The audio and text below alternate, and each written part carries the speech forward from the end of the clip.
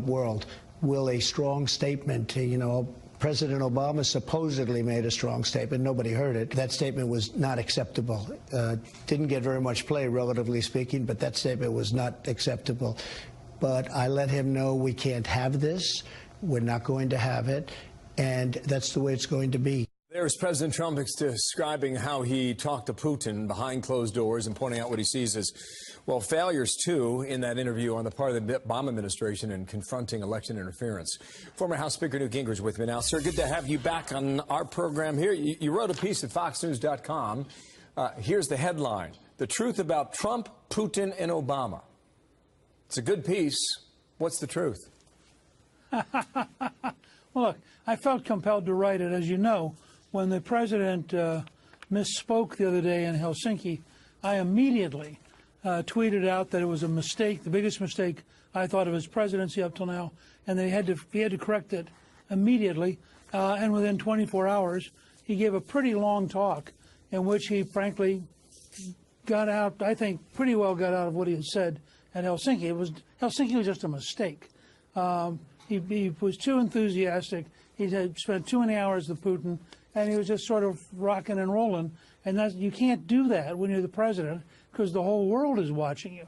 And when you make a mistake, the whole world shakes and shudders. And I hope that the president's learned something from that.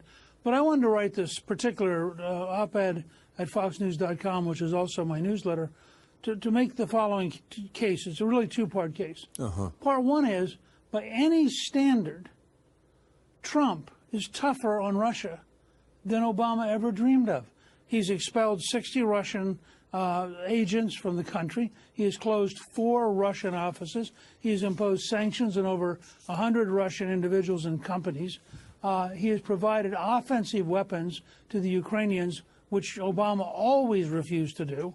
So when you go down the list of actions, Trump has been much tougher on Russia. And he also, by the way, at NATO said, increase the amount of spending, whose only purpose has to be to have a stronger NATO to contain Russia. He then said to Merkel, the Chancellor of Germany, exactly correctly, don't buy natural gas from Russia. You're giving them hard currency. No, all of those are steps to weaken and constrain Russia as a country. And I think in that sense he gets a bad rap. But the other side is the Obama people who have been the harshest, Brennan, for example, who used the word, I think, traitor or treason, Jim Clapper, who was the director of national intelligence, Comey, who basically said nobody can vote Republican and be a patriot in one of the, I think, nuttier tweets of the year. All of these guys failed.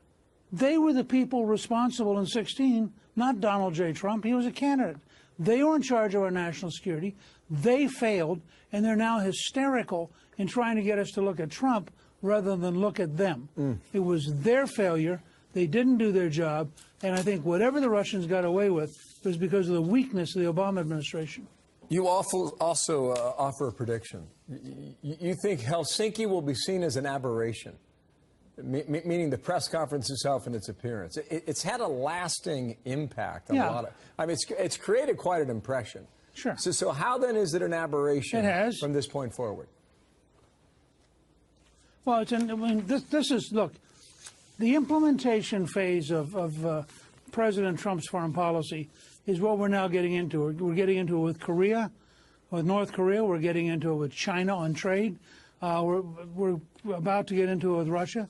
We'll find out over the next 6 months or a year. My prediction is that the American system will be remarkably tough, that we're going to pay attention. You don't get guys like Secretary of State Pompeo, who graduated first in his class at West Point, Secretary of Defense Jim Mattis, 4-star Marine General, Chief of Staff John Kelly, 4-star Marine General, National Security Advisor John Bolton, one of the toughest guys on foreign policy in the entire country. These guys aren't going to get together to drink the Kool-Aid and pretend either that the North Korean dictator or the Russian dictator are nice guys. And I think the president overall, this is my guess, the president's going to keep implementing policies which are tougher and tougher and tougher.